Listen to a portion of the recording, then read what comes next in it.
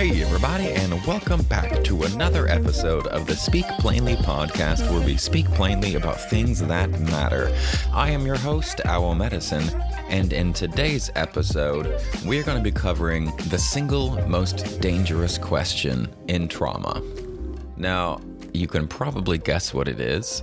It's kind of the hallmark question of our entire species.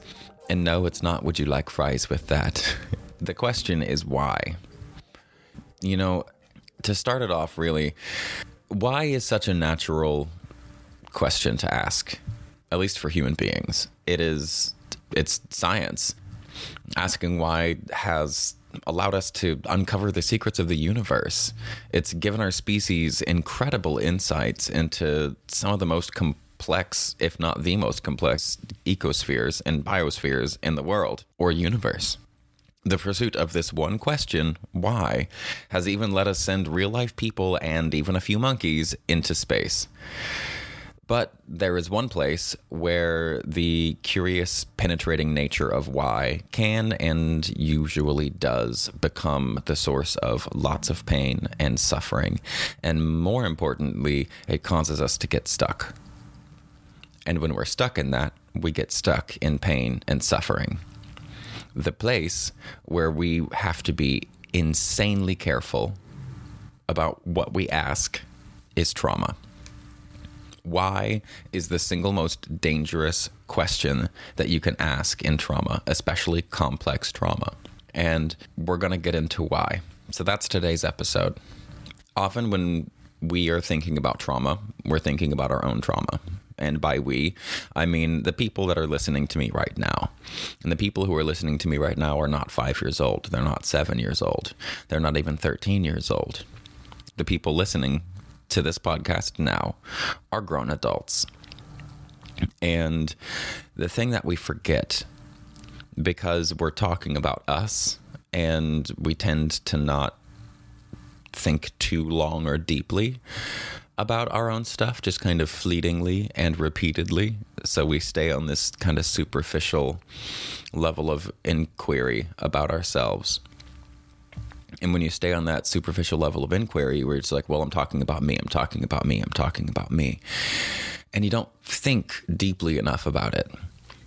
But if you think a little bit deeper for a second, you're not actually talking about you. When you're asking why, when it comes to your trauma, you're not actually asking about you. You're asking about the old you. Now, there is a chance you're asking about the new you. It depends on what your why question is, right? And that's why is so dangerous. The question can have anything at the end of it to give it some specificity. We could just yell, why, at the universe and not get much of an answer because it's not much of a question. But we can make it more specific and try to get to a specific answer. And when it comes to trauma, when we reflect on our trauma, when we remember our trauma, we are in some way partially re-traumatized, if that trauma is still living inside of us. If it's not, then we're not still traumatized. But if we are still traumatized, then by some event in our past, and we reflect on that event, we relive a portion of that in our memory. And that makes a portion of our body respond to that memory and relive a percentage, maybe, of that event. Which means that our physiology in that moment that we are remembering this event, if it is traumatic, is no longer in a state of peace. Our physiology has changed into a more stressed state. How much more is totally dependent, but we are in a more stressed state, which means we aren't thinking that well. And if you're not thinking clearly when you're reflecting on trauma, it's probably just going to wind up re-traumatizing you. And This shows up in the questions that we choose to ask following why when it comes to our trauma. We ask, why did this happen to me? Why didn't they protect me? Why did they do this to me? Why did I deserve this? Why was I left? Why is the world so mean? What's happening here is you're asking the wrong questions. If you ask the wrong question, you're going to get the wrong answer. When we ask these questions, we are unknowingly asking our adult brain here and now today in a dysregulated state to solve a problem that was imprinted on the child's brain. I understand it was still your brain. I understand it was still my brain, but it wasn't really. Not in the way that we conceptualize it with the way that we think now. Like I said, we think about ourselves, but we don't think deeply about ourselves. We think often and shallowly about ourselves. That's the way the mind works. It just bounces from one thing to the next. So when we ask these questions of ourselves or of the universe, why did this happen? Why didn't they protect me? Why weren't they better parents? What we're doing is, one, often we're asking unsolvable questions. Questions that won't get any answer. There is no actual factual way to get an answer. We're just asking why because we have pain and we want to solve that pain. But what we're actually asking here is we're asking our adult brain to solve a problem that was imprinted on a child's brain. And if we're not careful with the way that we think about the questions and move toward an answer, we're going to wind up screwing ourselves over. What happens when we ask about our trauma to our adult brains is we're asking a much more complicated and convoluted system to make sense of a much more rudimentary one. We're asking our adult brain to make sense of what happened in this much more rudimentary childlike brain. The adult brain, now, you and I, our brains, have learned so many justifications and nuances and contradictory themes and principles that it's like almost impossible for us to solve the question why with any accuracy, especially when we're asking why about what happened to such a rudimentary system. Those questions, why did this happen to me? Why didn't they protect me? Why did they do this to me? Why did I deserve this? These kinds of questions, it's all about deservedness and why did these things happen to me? Asking why is fundamental to the human animal. It's fundamental to our species. It's fundamental to our science and to our advancement and to our society and cultures and civilizations. But when it comes to trauma, one of the definitions I have for trauma is inappropriate circumstances, adapted to appropriately. And if the circumstance was inappropriate, in a way, it couldn't have been predicted. If it was inappropriate, it shouldn't have happened. And it's hard to make sense of things that should not have happened. Which means that the answers don't just live inside of us. Like a lot of the answers, I believe a lot of the most important answers in the world do reside inside of us. They reside inside our flesh, inside our intuition and our emotional systems. Not exclusively, but I believe that they exist in the interplay of our mental and emotional and physical systems. And since the answer doesn't live inside of us, we have to look for it somewhere outside of ourselves. And the answer lies in our biology and has been solved thanks to developmental psychology and polyvagal theory. The normal why questions lead us down an unsolvable road. When you ask why about things that never should have happened, we're seeking to make sense of a situation that does not make sense. There are things that happen in life and we just don't know why. This is why asking why is such a dangerous game in trauma. When you try to solve all of the problems, you're trying to make sense of a senseless act. Therefore, any conclusion that you come to is also going to be somewhat senseless, which means it's not going to be satisfying, which means we're going to keep looking for answers, which means we're going to stay focused on the question, and the question is focused on the trauma and the bad things. So I think we've established that asking why is the single most dangerous question in trauma, especially complex trauma. But There is one place, I believe that there's one, there may be more, but there's one question that it's okay to ask. The one question that I think is safe to ask in trauma is, why did I react the way that I did? Why am I carrying the ripple effects of the trauma? That question. Why did I react the way that I did? Why did I wind up with the story that I wound up with? Kind of two versions of the same question. Why am I carrying what I'm carrying because of my trauma? And because of my trauma is not an answer. I want something more specific. And the reason I think that this is an okay question to ask is because the answer doesn't live inside you. The answer is outside of you. And the other questions, why did this happen to me? Why didn't they protect me? Why did I deserve this? Why did they do this to me?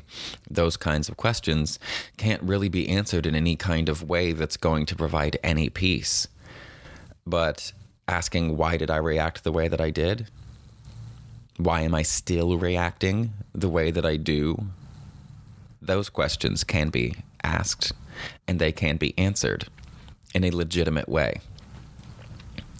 And that legitimate way has come to us through polyvagal theory. So like I said before, you were a helpless child. I was a helpless child. When we went through our trauma, at whatever age, you were a child. I was a child. And I'm not a laboratory scientist or a researcher. I'm a developmental trauma CPTSD survivor with ADHD and moderate to severe alcoholism and a touch of bipolar if you were to dig through my medical records. And what I've learned in my quest for self-understanding through the years is that there are real biological limitations and expectations that come with development. There is a process that you've heard me talk about in the episode on polyvagal theory called neuroception.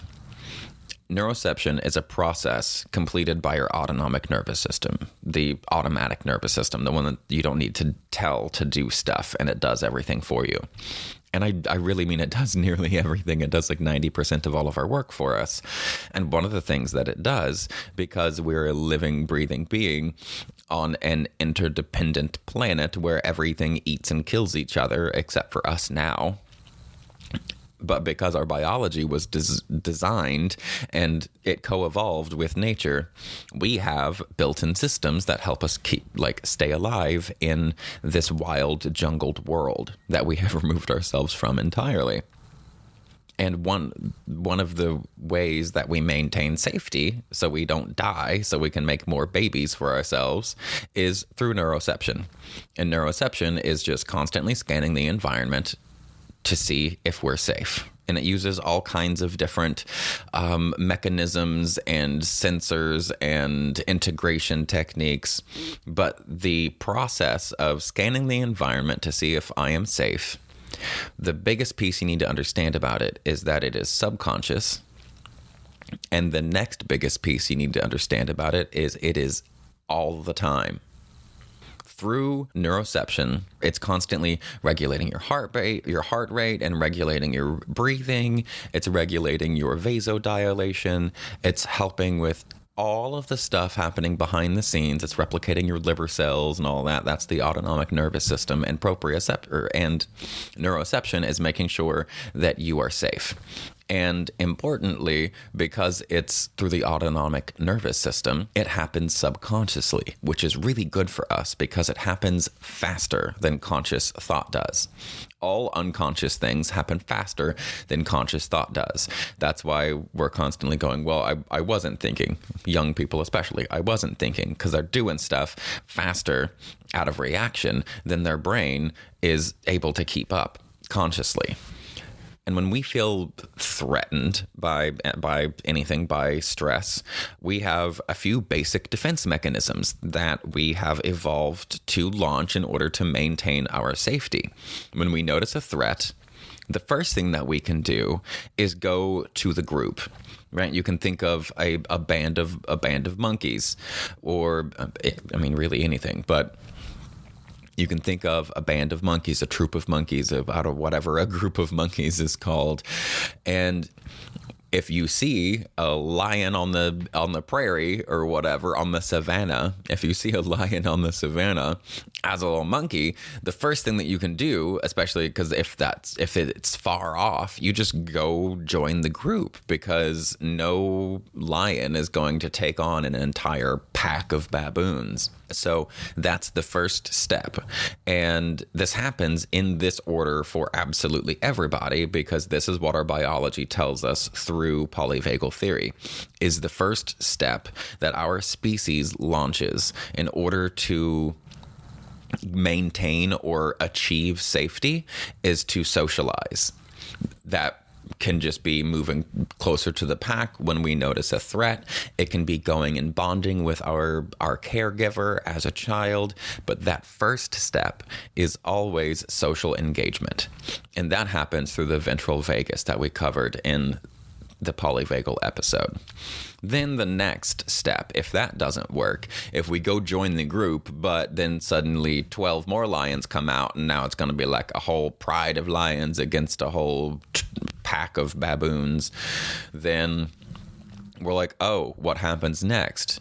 Well, now we need to fight or run away. Either way, all this like chilling like a villain energy that we had is out the window, and the social engagement thing is no longer working to keep us engaged. So that system kind of shuts down, and we move into fight or flight, the sympathetic middle vagal branch.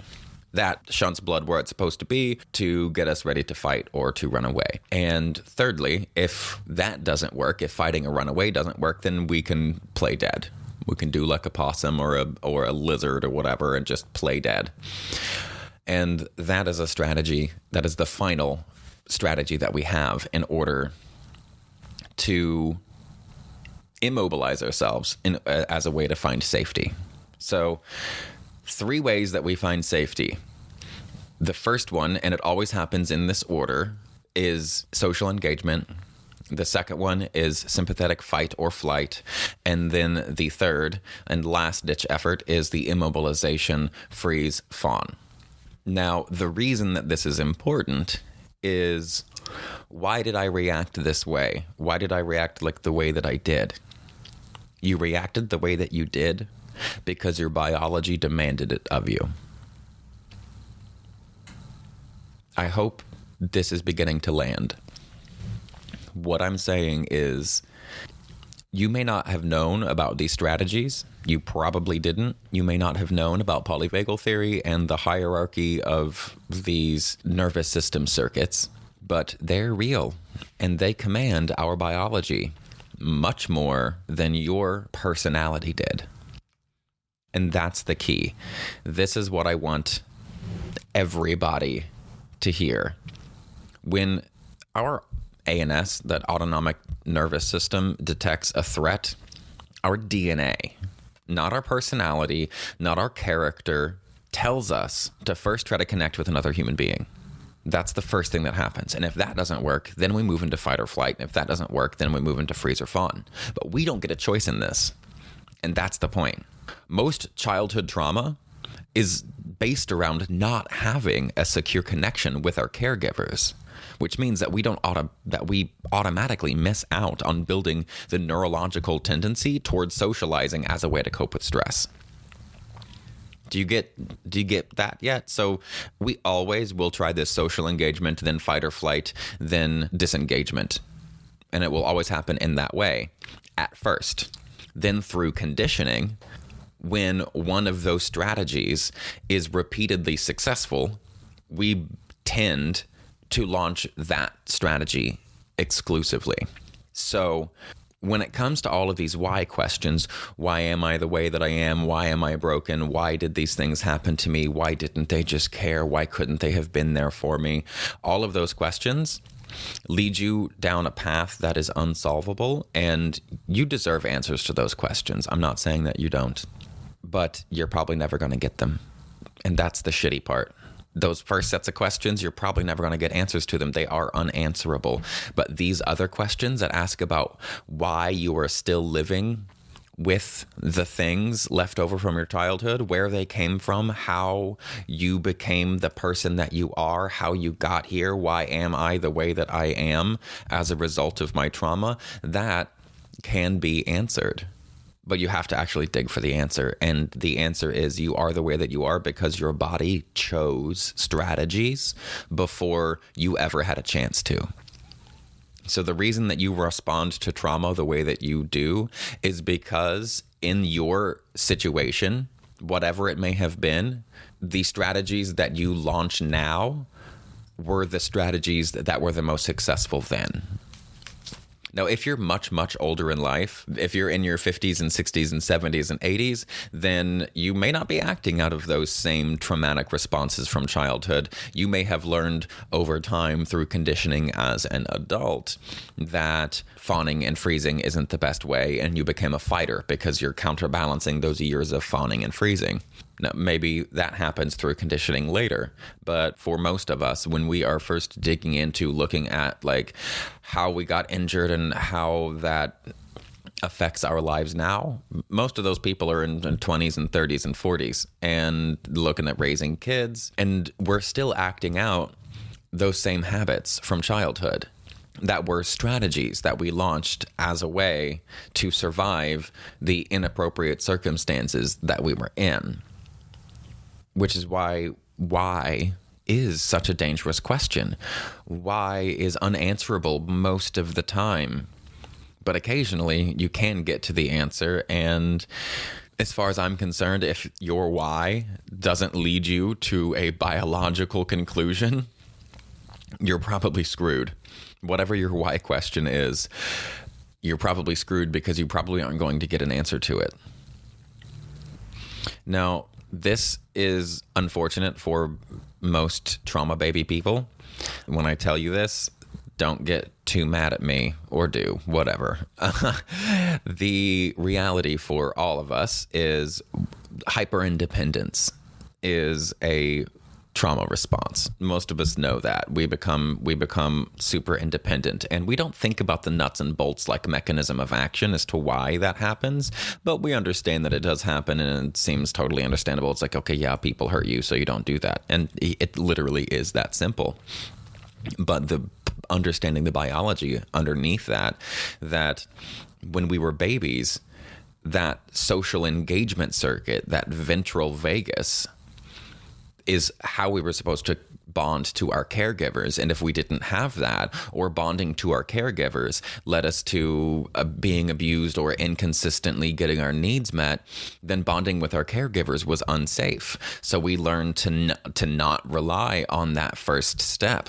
Whereas if you did consistently get most or all of your needs met as a child, then whenever something is wrong, you're just going to call a friend or like talk about it, or go hang out with somebody and maybe not even talk about it at all, because you can automatically re-regulate just by being around other people, because that is what your life experience has conditioned you to do to deal with stress. Whereas people who had developmental trauma or trauma in childhood, which often becomes complex trauma, that association is not there. Most of our trauma comes from a lack of connection with our caregivers. And that doesn't mean that they didn't love us or they didn't want to do their best for us or whatever. Sometimes they did, sometimes they didn't. I feel like most of the time they do.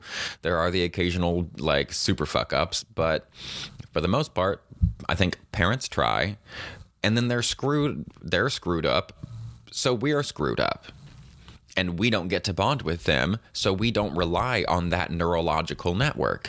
So when we want to go or we're told to go socialize and be around other people, that is super duper hard for us, because we have decades of experience that leaning on social engagement as a re-regulation technique when we get stressed and launch a stress response just doesn't work for us.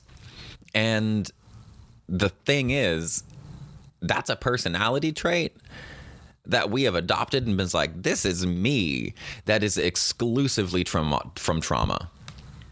Like, nobody, no human being is born an introvert. No human being is an island. We can't be. Our species is designed not to be. The machine that we ride in, these meat suits, are designed to work together with other clever meat suits to make the world easier for our meat suits to live in. That's how we are designed. So no one is an island, and nobody is born antisocial. Like, that's not a natural personality trait. I think some people are more social, some people are less social, but people who identify as antisocial, myself very much included, not so much now, but I was very antisocial. And the reason is because sociability was never a strategy that worked for me in my life.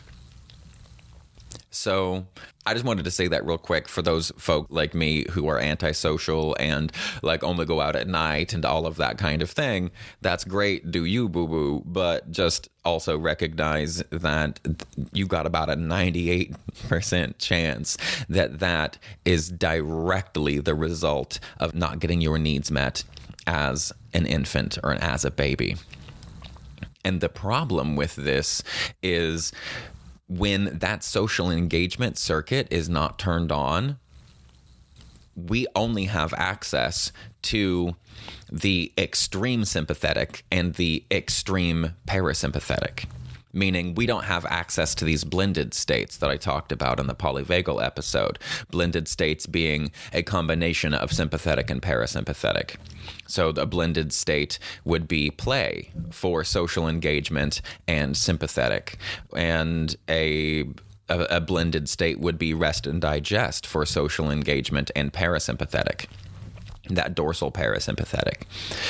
If we don't have that social engagement network turned on because of a lifetime of social disappointment, then when we are agitated beyond what we can manage in a blended state, because that social circuit acts as the dimmer switch.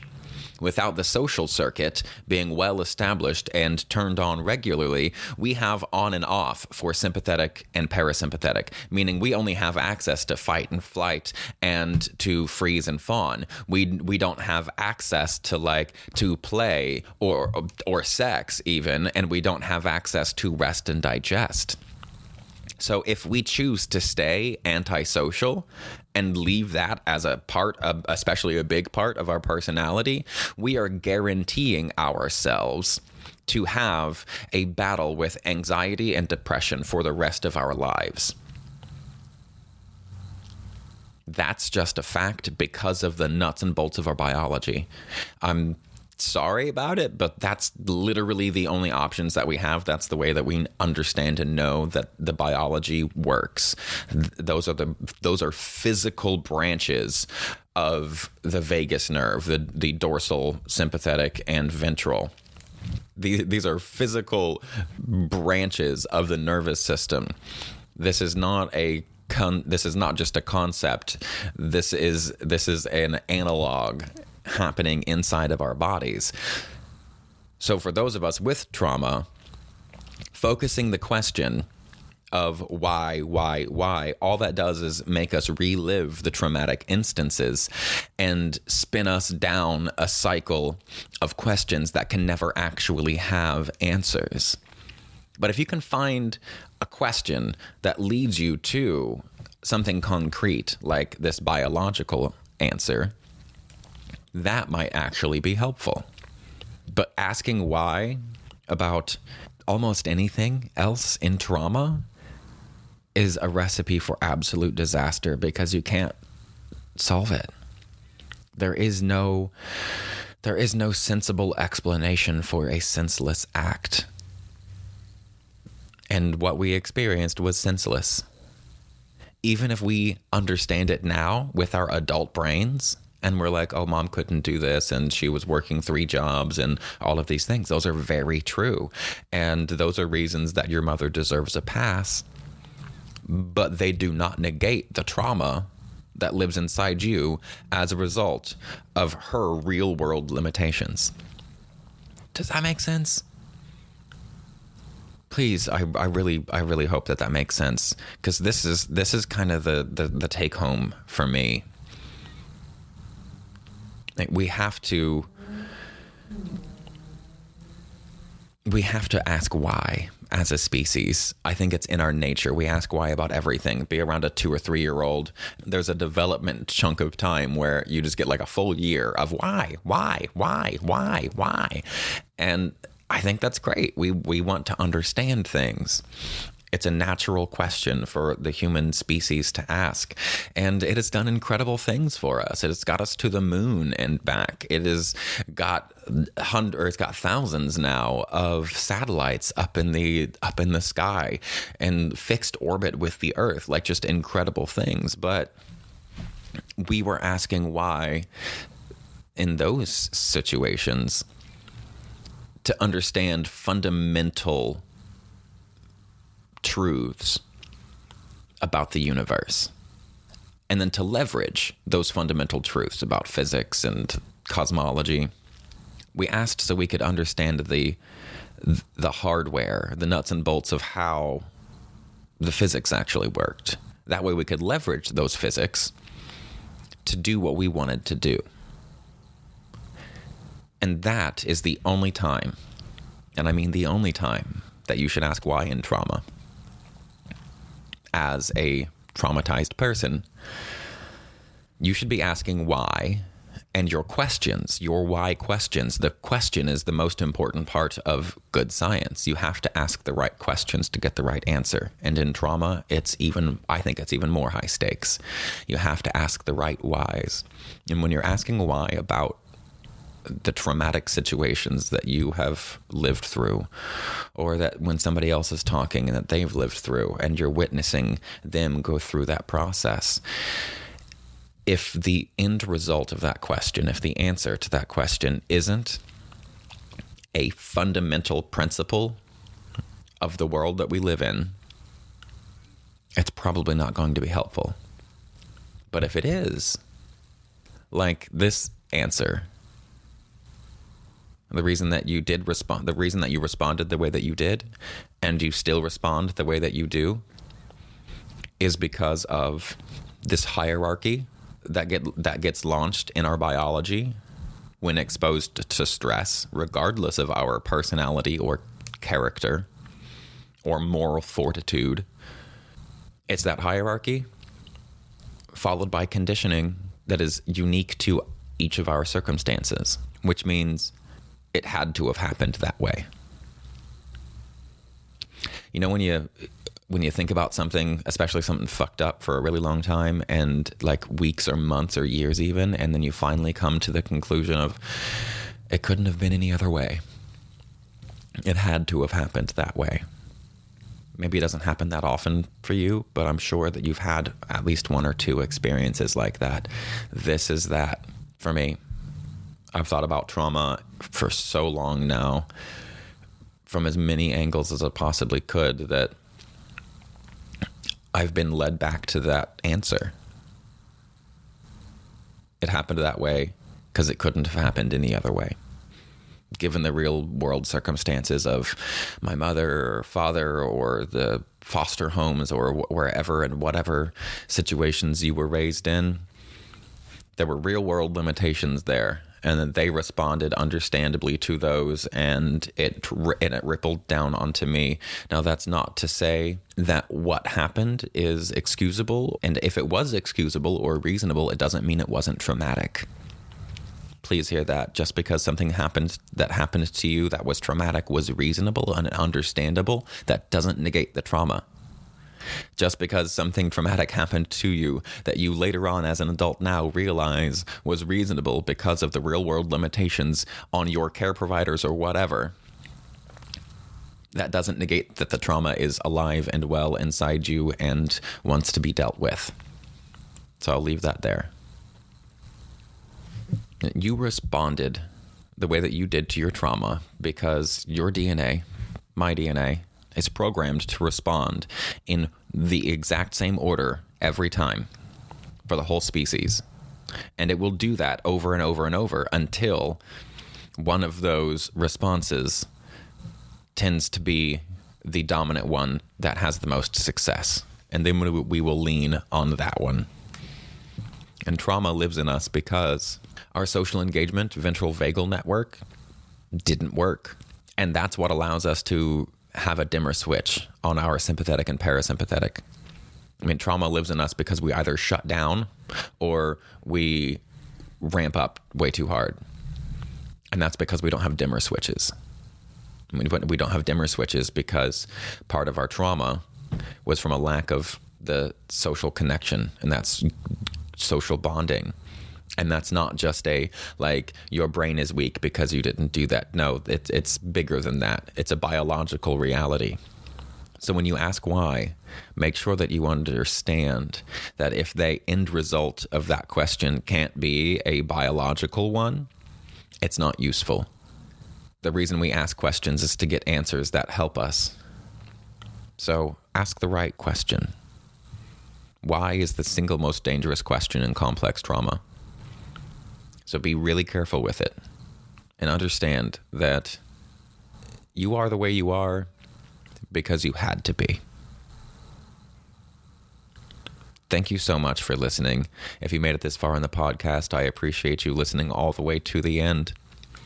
If you like the podcast, consider becoming a Patreon member or buy me a coffee. All the links are attached below. Thank you very much for listening. I really appreciate you guys. And remember, stay curious and stay uncomfortable.